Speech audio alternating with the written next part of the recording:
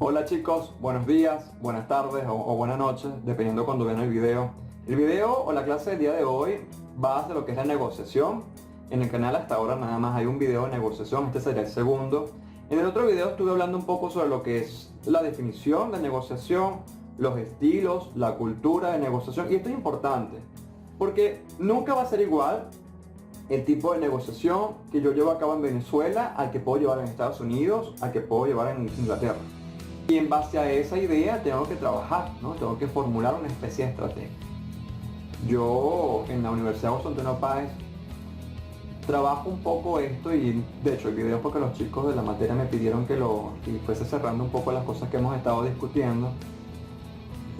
Mi área, para los que no me conocen mucho, mi área más que todo es lo relacionado al pensamiento administrativo. Mi doctorado es en ciencias administrativas y gerenciales. O sea, la negociación es una parte importante pero cuando estamos hablando de la negociación en las empresas, no la negociación entre vecinos, entre familiares, entre amigos, con la novia, el novio, no, más que todo cuando es algo formal. Y otra parte importante, y lo acoto porque hay otros videos aquí en el canal, y es la parte de la estructura de costos con los costos industriales. Y en la Universidad de Carabobo yo me aboco más a lo que es la gestión de la información y por supuesto el análisis de datos de la misma en pregrado y posgrado, pero bueno, más que todo es para posgrado. Entonces, de nuevo la negociación, y el día de hoy hablamos un poco de lo que son las estrategias y las diferentes técnicas, algunas técnicas, tantas que hay, del hecho de negociar.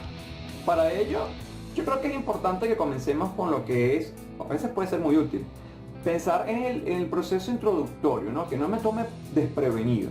Y si yo lo hago así, porque de nuevo estamos hablando de una negociación en una empresa, yo tengo una serie de pasos que van a ocurrir, deben de ocurrir. Y comienzo con lo que es la preparación, ¿no? Yo debería preparar lo que va a ocurrir en ese proceso de negociación al que yo voy. Definir reglas, enfocarme en lo que es el objetivo, ¿no? La meta, el asunto que yo quiero llegar a tratar, a lograr, a alcanzar. De alguna manera comenzar a, incluso, ya me volvió un 8 hablando, comenzar a lo que es esto de persuadir, ¿no? Y tratar las tácticas y técnicas apropiadas de lo que se refiere a la persuasión. Tomando en cuenta siempre que cuando hablo de persuasión no estoy hablando de manipulación, que es persuadir cinética, que por supuesto aquí ocurre y puedo ser sujeto a. Y tampoco incluso estoy hablando de influenciar, estoy hablando de persuadir con tácticas que de alguna manera estén apropiadas y estén cercanas a lo que es mi estilo y a mi personalidad. Porque yo creo que es importante que siempre tengamos eso en cuenta. Que una cosa es lo que yo de verdad soy, otra es lo que yo creo que estoy mostrándole al mundo y otra lo que termino de verdad mostrándole al mundo. Y sobre esto negocio, ¿no? Sobre los primeros pasos en esa interacción que tengo para yo comenzar el proceso de negociación, y sobre todo cuando estamos hablando de estos procesos formales, yo tengo que pensar en la atmósfera de la negociación. Es decir, cuál va a ser la panea sobre la que me voy a montar. Porque pueden haber negociaciones que son cooperativas y negociaciones que son competitivas, ¿no? Y a veces yo no tengo, probablemente, yo no voy a tener las herramientas para definirlo, porque eso depende de personas distintas a mí y cómo yo domino eso, por más que de alguna manera trabaje los estudios del poder y todo lo demás, y de alguna forma aplique técnicas. Al final del día, si alguien es competitivo y no quiere aplicar ganar, va a ser muy difícil traerlo hacia el lado cooperativo. Hay herramientas que podemos utilizar, vamos a revisarlo un poco, porque bueno, la intención es lograr. La intención es que si yo voy a negociar, no termine perdiendo, sino que alcance lo que yo deseo.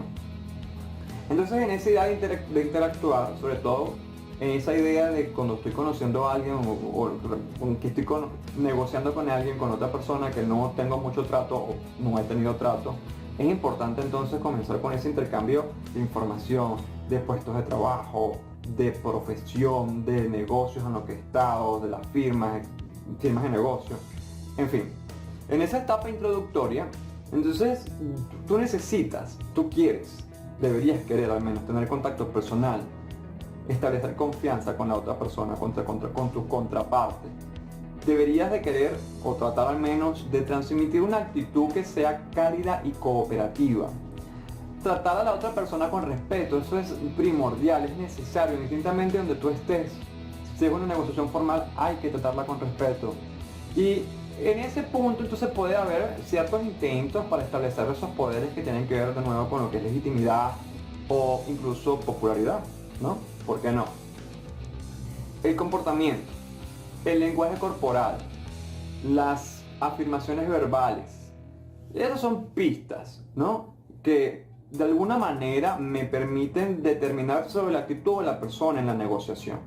Y esa actitud incluso me van a permitir saber, de alguna manera intuir el estilo de negociador que es la otra persona, ¿no? Y de una vez saber si va a ser una negociación competitiva o cooperativa. Pero si es competitiva, desde ya tengo que tener claro de que pues una o ambas partes pueden terminar perdiendo todo.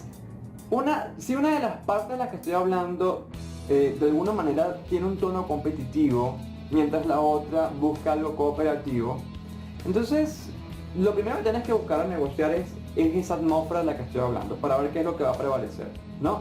Si va a prevalecer algo competitivo o cooperativo, porque bueno, va a variar mucho la herramienta o la táctica que utilices en el tipo de negociación en la cual te encuentres. Si estás de verdad intentando de que sea algo cooperativo, tienes que buscar personalizar la interacción entre las partes, ¿no? Si te lo permite en el marco del respeto, trata de hablarle a la otra persona por su nombre. Que haya algún tipo de trato familiar en todo esto. Eso es importante. De nuevo, ser cálido, ser amistoso. Tratar de conseguir puntos en común, temas en común. Y tratar de hablar de temas y de cosas generales, ¿no? Por ejemplo, si no tiene nada que ver con política o con religión, evita por completo esos temas.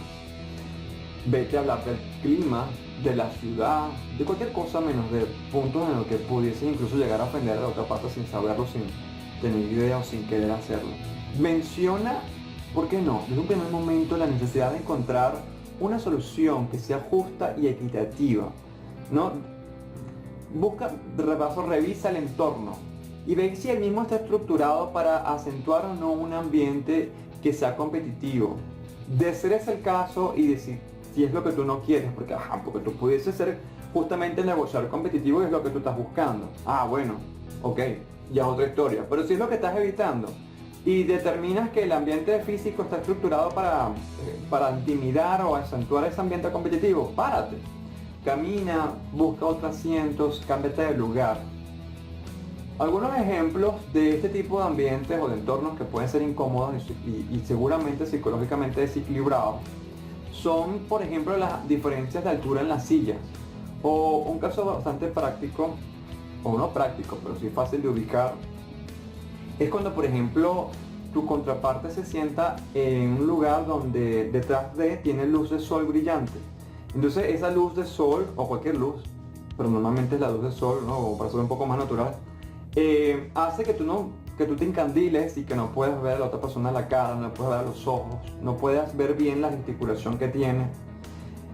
Si eso te ocurre, párate, cámbiate de lugar. Si tú eres competitivo, bueno, esto es una cosa que pudieses buscar hacer más bien. Lo ideal es evitar mesas que sean cuadradas. Si no quieres que la negociación sea competitiva, no te sientes en una mesa cuadrada frente a frente. Busca una mesa ovalada y busca ángulos que de alguna manera permitan que no ocurra esto de estar frente a frente. Mesas redondas también sirven.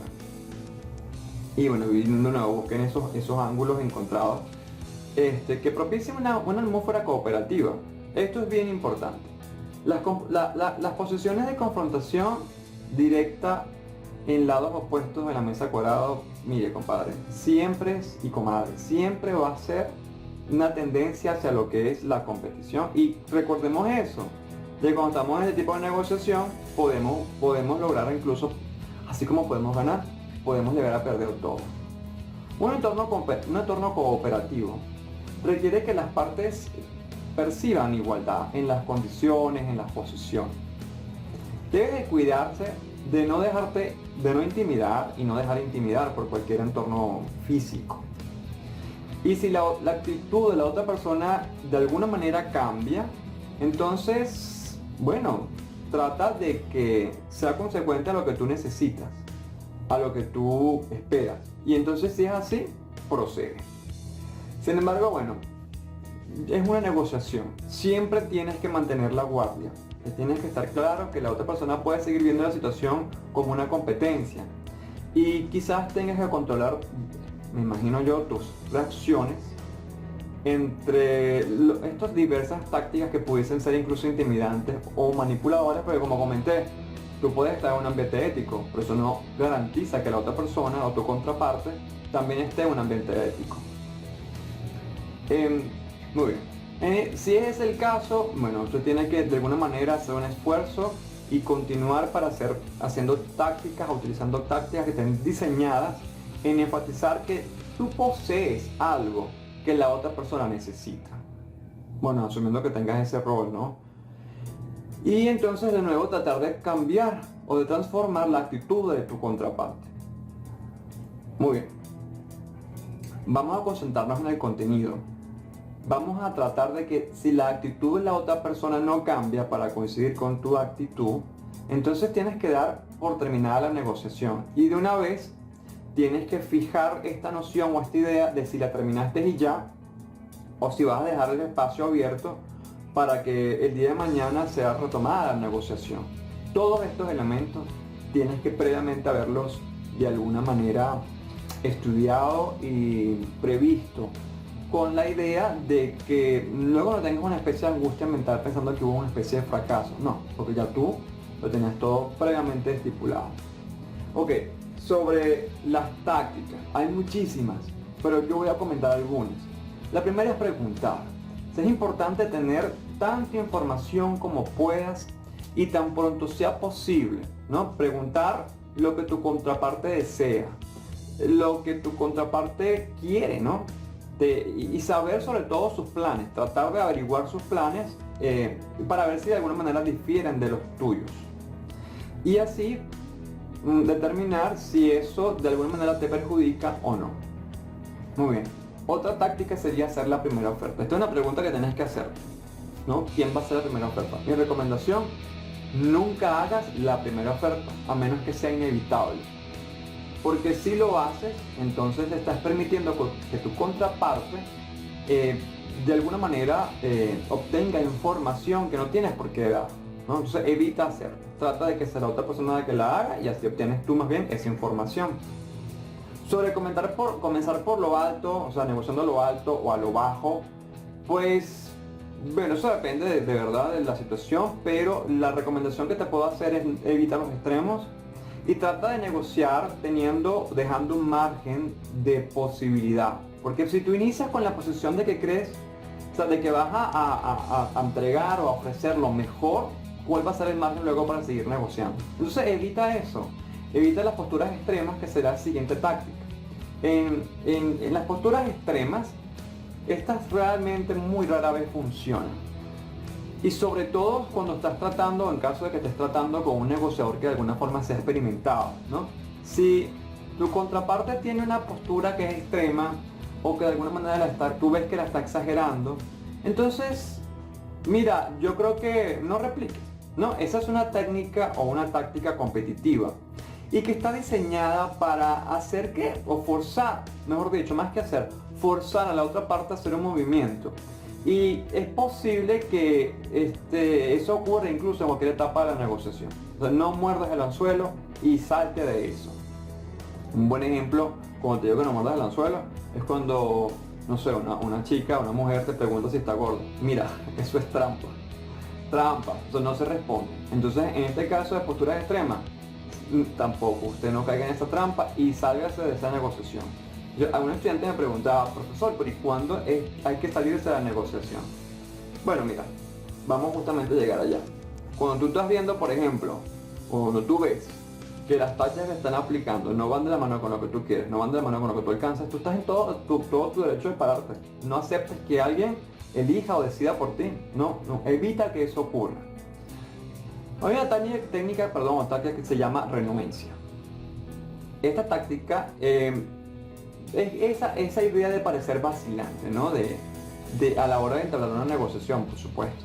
Es esa que está prevista de hacerle creer a la contraparte de que no hay una necesidad real de lo que se está ofreciendo. Y la parte que utiliza esta táctica espera entonces que sea la otra persona la que de alguna manera tome acciones y haga ofertas que de alguna manera te hagan aumentar el interés. Es decir, por ejemplo, cuando vamos a algo bien sencillo, tú estás en un negocio de compra y venta y tú dices, bueno, que no me interesa mucho el producto, entonces lo que estás buscando es que la contraparte comience a hacer, por ejemplo, descuentos o promesas de pagos con financiamiento, algo por el estilo. Hay una táctica que se llama presión y eso tiene que ver con, de alguna manera, hacerle sentir presión a la otra persona, y una de estas formas de hacer presión es decir que pues no vas a aceptar nada distinto a lo que tú realmente esperas, intimidarla de esa manera e incluso de alguna forma decir que va a ser ahora o nunca. Esta es la táctica del tipo bueno y el tipo malo, que la podemos relacionar con lo que hemos visto en las películas y en las series, que es el policía bueno, policía malo. Para este tipo de táctica necesitas más de dos negociadores, porque necesitas entonces justamente dos para uno de los lados, que va a ser el bueno y el malo. Y voy a lo que de alguna manera ya comenté, pero que ahora lo presento formalmente, que es esa táctica de crear presión de tiempo. Es decir, es dar a entender a la otra contraparte de que va a ser ahora o nunca, de que si no negocio ahorita, pues no lo vas a hacer luego. Señores, y si te lo aplican a ti, no permitas que esto te suceda, perdón. O sea, no permitas que nadie te presione a hacer una especie de acuerdo sobre algo que tú no quieres. No lo permitas. Otra táctica es la retracción. Miren, y esto es fácil de ver, porque es que normalmente los seres humanos queremos lo que no podemos tener, ¿no? Entonces esta táctica tú lo que haces es retirar de la jugada o de la negociación algo, con esa idea de que la otra persona va a comenzar a desearlo. Y bueno, en ese deseo comienza a ofrecer algo que tal vez no te había dado antes o no te había ofrecido antes. Y la última táctica que voy a presentar el día de hoy es la del ultimátum, y la dejé de último porque yo creo que es una de las la que menos deberías tratar de hacer. Las hemos visto muchas veces, las hemos escuchado, las hemos estudiado, y es una táctica muy peligrosa, porque a menos que de verdad estés dispuesto a dar por terminada la negociación y de retirarte, yo pienso que deberías de evitarla, porque puedes perder. Seguramente vas a perder si no la sabes manejar bien. De nuevo, para y todas las demás herramientas y tácticas y técnicas que se están trabajando en la negociación, que hemos visto en clase, que hemos visto el día de hoy, que veremos luego, y que capaz no vemos por factores de tiempo, van de la mano y tienen que ser estudiadas de la mano con lo que son los estudios de conducta, de la personalidad, de las emociones, de la postura, de los gestos. Y bueno, señores, con esto lo dejo hasta el día de hoy, o por este video, pero me quiero ir con una pregunta. Yo quiero saber qué piensan ustedes sobre si tomar posturas extremas es una táctica competitiva o no. A ver, cuenten aquí en el comentario. Chao, feliz día.